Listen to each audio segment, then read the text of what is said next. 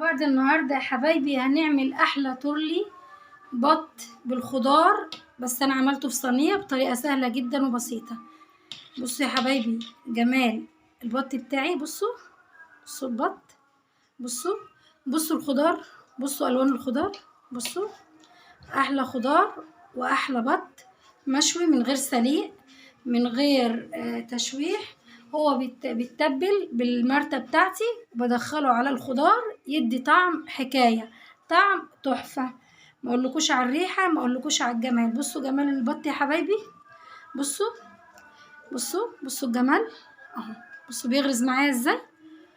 يا رب تجربوا طريقتي وتعجبكم، ما تنسونيش في اللايك والشير والكلمة الحلوة اللي بستناها منكم يا احلى اخوات. بصوا نقطع مع بعض، هو سخن بس. بصوا اللحم بيطلع اللحم بيطلع من العظم ازاي بكل سهولة. بصوا يلا يا حبايبي نقول نشوف احنا عملنا الجمال ده ازاي، ونبدأ ونقول بسم الله. بسم الله الرحمن الرحيم، وبه نستعين، والصلاة والسلام على أشرف المرسلين سيدنا محمد صلى الله عليه وسلم خاتم المرسلين. السلام عليكم ورحمة الله وبركاته. ازيكم يا حبايبي، عاملين ايه؟ كل سنة وانتم طيبين، ورمضان مبارك عليكم جميعا. يا رب يهل علينا بالخير وبالرحمة وبالمغفرة وبالتسامح. هنعمل ايه مع بعض النهاردة يا حبايبي؟ هنعمل تورلي البط المشوي. هنعمل بط بالخضار كده مشوي في الفرن. يلا نشوف المكونات بتاعتنا ايه. عندي كوسة حلقات، ما غسلتها طبعا كويس وغسلتها ورحت مخرطاها حلقات، وعندي بطاطس مكعبات، وعندي بسلة، جزر مكعبات، طماطم برضو مكعبات 4/4 كده يعني. عندي بصل طرنشات عليه ملح وفلفل، تمام كده. وعندي البط بتاعي طبعا انا غسلته وحطيته في محلول الملح اللي هو عبارة عن ملح وسكر ومية وخل وليمون ومعلقة دقيق ذرة. طبعا هتقولي دقيق الذرة هجيبه منين؟ من عند العطار. وعندي معلقة طحينة، ومبيخليش اي زفارة للبط. تمام كده حبايبي، ما شاء الله ريحته جميلة جدا. هنعمل ايه بقى مع بعض؟ الاول اوسع الخضار بتاعي كده، وهعمل البط بتاعي هدعكه بالبصل بالمرتة بتاعتي. بصوا همسك البط بتاعي كده يا حبايبي من بره ومن جوه بالبصل تحت الجلد كده. بصوا عشان يدي ريحه حلوه معايا. طبعا انا فاتحه تحت الجلد اهو. بصوا نضفه كويس، تمام كده اهو. وادخل كده ادعك بيه كده. لسه طبعا هحط عليه بهارات تاني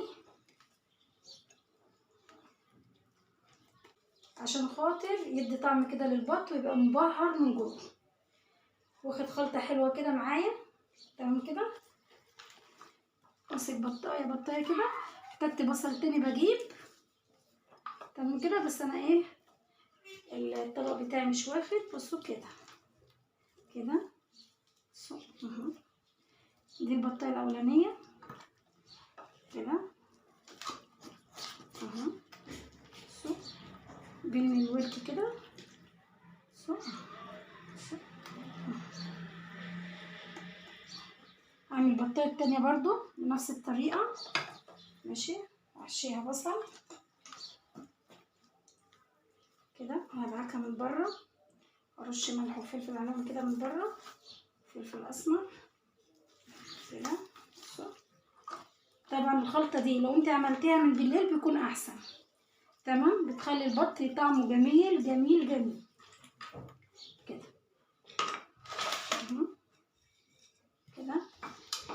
كده. احنا خلصنا تتبيل البط بتاعنا، تمام كده.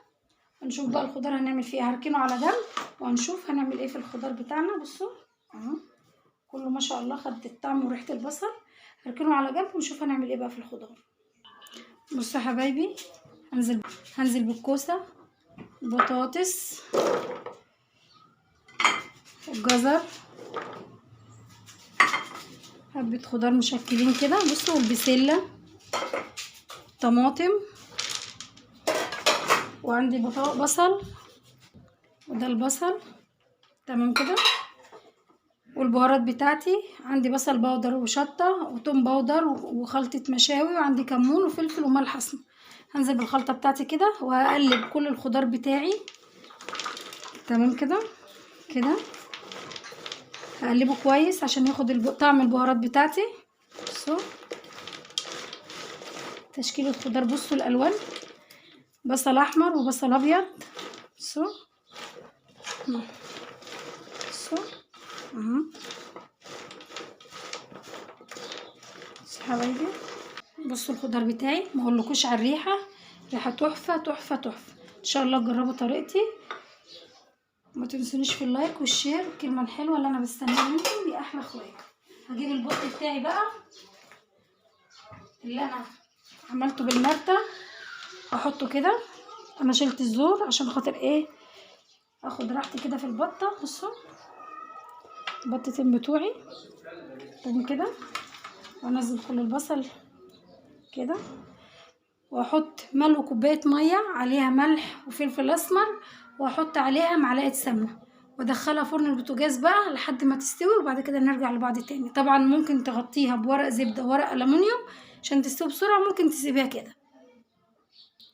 يلا ندخلها الفرن مع بعض بقى. يا سلام لو انت عملت الخلطه دي من بالليل. ان شاء الله طريقتي تعجبكم وتجربوها. ما تنسونيش في اللايك والشير والكلمه الحلوه يا احلى اخوات. كل سنه وانتم طيبين حبايبي.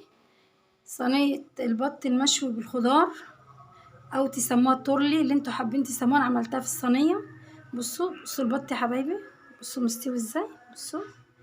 بصوا بعرف ازاي ان هو استوى. الشوكه بتاعتي بتغرز بكل سهوله كده. بصوا نقطع مع بعض واحد حته بس عشان هو سخن. يا حبايبي بصوا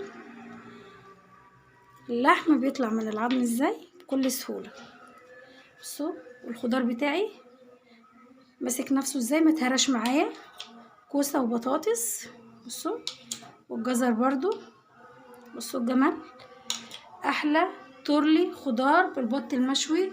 طريقه سهله جدا وبسيطه. ان شاء الله طريقتي تعجبكم وتجربوها. ما تنسونيش في اللايك والشير الكلمه الحلوه يا احلى اخوات. طبعا مفيش كلام بعد الكلام. بصوا الجمال، احلى صينيه خضار بالبط المشوي من غير سليق. بصوا الجمال، يا رب طريقتي تعجبكم. وده يا حبايبي فطرنا النهارده. بصوا بلح ورز، الخضار بتاعي ورقاق ورز وملوخيه. وبصوا جمال البط، السفره بتاعتنا ما تحلاش من غير البط. بصوا الجمال، بصوا سفره بسيطه جدا، يا رب تعجبكم. بصوا الجمال، بصوا جمال البط يا حبايبي. قطعت واحده معاكم. بصوا حبيت اقدم لكم التانية من غير تقطيع. كل سنه وانتم طيبين ورمضان مبارك عليكم. يلا